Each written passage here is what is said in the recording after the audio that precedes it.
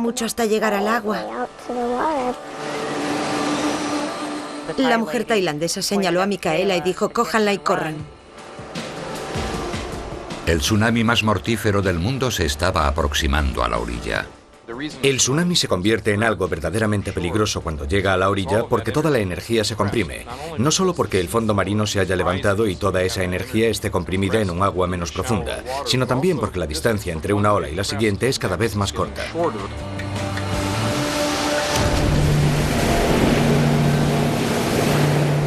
En tierra, la familia Thermis estaba intentando desesperadamente escapar de esta ola asesina. Cuando golpea la parte menos profunda es cuando se hace grande. En cuanto vimos eso, corrimos lo más rápido que pudimos. Estaba preocupada de que me alcanzara. Yo pensaba todo el rato: nos va a alcanzar. Me di la vuelta y vi una enorme pared de agua. Quiero decir, era marrón. No era el tipo de agua de una ola rompiéndose, sino que era un agua que daba vueltas y formaba remolinos. Era un agua turbia que parecía tragarse a las palmeras y que empezó a arrasar con todo. Encontraron una escalera y subieron corriendo a un apartamento del tercer piso. Desde allí pudieron ver la devastación de la que habían conseguido escapar. Era espeluznante ver que ese pequeño pueblo había desaparecido. Lo único que quedaba era un río. Nadie diría que allí hubo un pueblo. Y el agua seguía llegando. Una característica típica de un tsunami. La gente puede que aún no sepa que en un tsunami lo que provoca la destrucción y la muerte no es la ola inicial. Es todo lo que viene detrás. Una enorme cantidad de agua. Eso es el tsunami. Y que la ola inicial es simplemente el principio de la enorme riada destructiva que viene detrás. La gente creía que era una enorme ola asesina de 15 metros. En realidad era una ola de 3 metros de 600 metros de largo. Esta zona en la que estamos se llenó como si fuese una bañera de 12 o 13 metros. Todo estaba bajo el agua. Ron Rubin y su novia Rebecca Bedol estaban durmiendo en el segundo piso del hotel Orchid Resort en Khao Lak, Tailandia. Se despertaron sobre las 10 de la mañana por el ruido de un enorme rugido. Miré abajo y vi cómo la piscina pasaba de estar azul a marrón.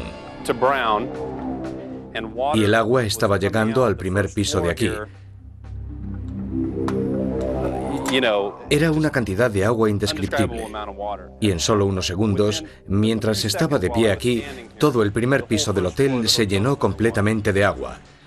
Yo había saltado de la cama y no estaba vestido. Así que Rebecca me dijo: vístete.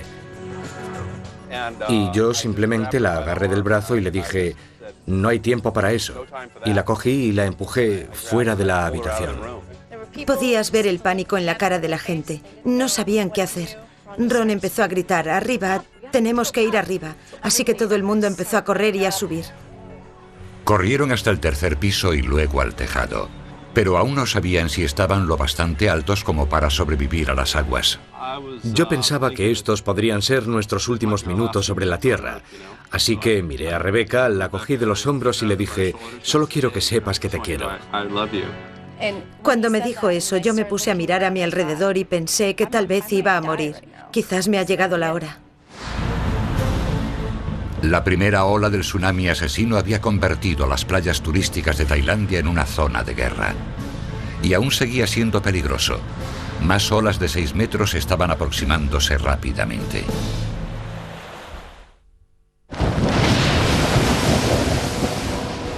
La primera ola del tsunami de 2004 había destruido muchas playas del sur de Tailandia y había puesto en peligro las vidas de miles de personas.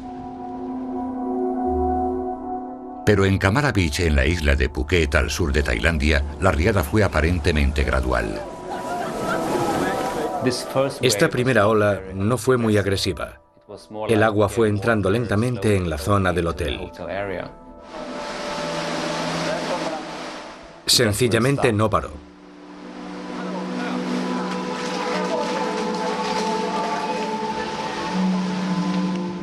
Al retirarse el agua de la primera ola, los clientes del Kamala Beach empezaron a salir a investigar.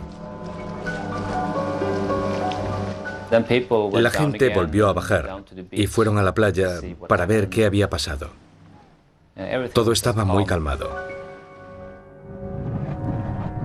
Lo que no sabían es que en un tsunami es normal que las olas lleguen a intervalos. Las olas están separadas por periodos de tiempo relativamente largos, que pueden ser de 15 a 30 minutos, en ocasiones llegan a ser hasta de 1 hora. Y esa calma puede ser mortal. Al ver que el mar se retira, puede que entremos en un estado de excesiva confianza. Muchas veces, la segunda o la tercera ola es la asesina, la mayor. Después de la primera ola, el turista sueco Fredrik Borsenand vio a una pareja de ancianos intentando salir del patio del hotel que estaba completamente inundado. Bajó para ayudarles. Cuando estaba a unos 2 metros de ellos, oí a gente gritar: «Salid del agua, salid de ahí». Y oí el gran rugido del agua. Y justo después, cuando llegó la segunda ola, intentaron agarrarse a una reja, pero la estructura de cemento de debajo de la reja se rompió y el agua se los llevó. La velocidad de la corriente es la parte más mortífera de un tsunami. El océano se convierte en un río de aguas rápidas. El tsunami es posiblemente 1000 veces más fuerte. Hay mucha más agua. Conozco a mucha gente que murió que eran muy buenos nadadores. La pared de agua era simplemente demasiado poderosa. No pudieron hacer nada, la corriente se los llevó y eso fue todo. Y ahora, la corriente de la segunda ola que golpeó Kamala Beach llevaba consigo una gran cantidad de escombros de la primera ola. La segunda vez, el agua llegó muy rápido. Y en el agua había un montón de muebles, cristal y otras cosas. En las fotos, puedes ver cómo intentaba esquivar las sillas y todos los muebles que venían directos hacia mí. No podía escapar por ningún sitio. Entonces el agua empujó a Fredrik a través de las ventanas y remó frenéticamente por el vestíbulo que se estaba llenando de agua muy rápido. Al otro lado, vi que sobresalía la copa de un árbol. Así que me puse a nadar lo más rápido que pude hasta la cima del árbol. Y conseguí agarrarme a él. Fredrik se agarró al árbol hasta que bajó el agua. Luego se fue a buscar a la pareja de ancianos que había intentado ayudar. El hombre estaba vivo, pero herido. La mujer había desaparecido y estaba presuntamente muerta. Las olas, que habían hecho estragos en todas las playas turísticas de Tailandia, seguían llegando. En algunos lugares el agua aumentaba hasta 4 o incluso 5 veces más, creando una riada cada vez mayor. Y mientras el agua subía, la gente corría a lugares más altos. En Khao Lak, Tailandia, Ron Rubin y Rebecca Betol se unieron a una multitud que se dirigía a las montañas. No sabíamos si iba a venir otra ola, simplemente queríamos irnos lo más lejos posible del agua, y este era el punto más alto, así que este era el sitio más lógico. Cuando llegaron a unos bungalows en las montañas, vieron a un niño europeo. Era el único niño rubio que había allí. Y pensé, esto es un poco raro. ¿Dónde están sus padres? ¿Dónde están los demás? Fui a preguntarle a una chica tailandesa, ¿dónde están todos? Y me respondió, desaparecidos. El niño, que tenía 2 años, estaba en estado de shock. Yo creo que estaba como medio inconsciente. Respiraba muy rápido, profundamente, y estaba llorando. Yo lo cogí en mi regazo, lo acuné y le hablé con voz muy suave, diciéndole que todo iba a salir bien, y le di unos besitos para tranquilizarle. Mientras, en la isla de Koh Phi Phi en Tailandia, Faye Watch y Jin Kim regresaron de su día de buceo y se encontraron con un auténtico caos. Uno de los buceadores era sueco y su mujer había decidido subir a las montañas ese día a hacer senderismo. Y recibió un mensaje de texto de su mujer que decía, catástrofe. Y él le respondió con otro mensaje que decía, ¿a qué te refieres? Y ella le respondió, tsunami. El puerto del que habían salido hacía solo 4 horas estaba irreconocible. El barco se abrió paso a través de los escombros. Había barcos hundidos en el agua, todo un pueblo había sido empujado hacia el puerto. Intenté identificar las cosas que veía sobresaliendo del agua. Entonces vi un cuerpo bajo un montón de escombros y empecé a darme cuenta del horror. La ola rompió todo el sistema de aguas residuales de la isla, así que liberó todas estas aguas. La fuerza del agua había arrancado una gasolinera, así que había gasolina en el agua. Habíamos salido de un precioso puerto con un agua cristalina y habíamos llegado a una auténtica catástrofe. Es imposible imaginar semejante devastación. Parecía como si hubiesen lanzado una bomba nuclear. El tsunami que provocó esta devastación había acabado con las vidas de 8.000 personas tan solo en Tailandia. La mitad de los que murieron fueron turistas de 37 países, algo que acentúa aún más la naturaleza global de la catástrofe. Y ahora el tsunami se movía libre de obstáculos por las profundidades del Océano Índico, viajando a 800 kilómetros por hora hacia la India, Sri Lanka e incluso África.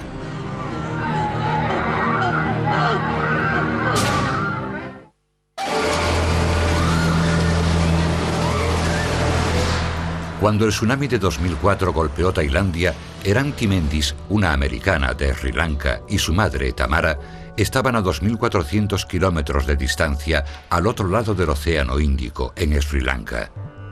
Viajaban en un tren rumbo al sur, a Gal. Iban a visitar a unos parientes en un tren como este. Ese viaje en tren es muy bonito. Va por toda la costa. Y es bastante pintoresco porque desde el tren puedes ver el océano al fondo y las palmeras. Era una calurosa mañana de domingo y el cielo estaba despejado. Eran las 9 de la mañana y había mucha gente en la orilla. Nada parecía presagiar que el tsunami más mortífero de la historia estuviera a punto de aniquilarles. El tsunami llegó a Sri Lanka y a la India alrededor de 2 horas después del terremoto. El camino hasta Sri Lanka es muy profundo y libre de obstáculos para el tsunami, así que la energía del tsunami se transporta con mucha eficacia hasta allí. Mientras se acercaba a la costa poco profunda de Sri Lanka, recopiló toda su energía y dio forma a una nueva pared de agua de 2 pisos de altura. Para los pasajeros, la primera señal de que algo malo estaba pasando fue que el tren paró en seco. En ese momento estaban a unos 200 metros del océano. Se paró un momento y un par de minutos después oía gente gritando y los gritos provenían del oeste. De repente vimos a toda la gente de la playa corriendo y unos 4 o 5 segundos detrás de ellos había una enorme ola siguiéndoles. La altura máxima de las olas en esa zona fue de unos 6 a 8 metros, mucho menores que las olas de Indonesia, pero aún así seguían siendo extremadamente potentes.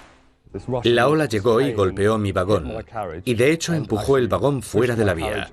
Y entonces el agua empezó a entrar en el tren. Con la primera ola, el agua nos llegó hasta más o menos la altura de las rodillas. En ese momento a la gente del vagón le entró el pánico. Pero luego el agua empezó a salir del vagón. Eranti y su madre no tenían ni idea de qué había causado esa repentina inundación. Rodeadas de agua y destrucción, decidieron quedarse en el vagón. Mientras, Shen Ravindra había salido por la ventana del vagón y se había subido al techo. Se quedó allí hasta que el nivel del agua descendió a justo por debajo de la ventana de una casa cercana. Así que, alrededor de las 10 de la mañana, oí que la gente estaba otra vez gritando. Y miré hacia el mar y vi una enorme ola viniendo hacia nosotros. Esta vez el agua llegó y no paró. Entonces nos subimos encima de nuestros asientos, pero seguía subiendo hasta que al final llegó hasta el techo. Y al llenarse de agua, el vagón se volcó hacia un lado. Sainz consiguió sobrevivir saltando al tejado de una casa cercana, y Eranti salió por la ventana del vagón.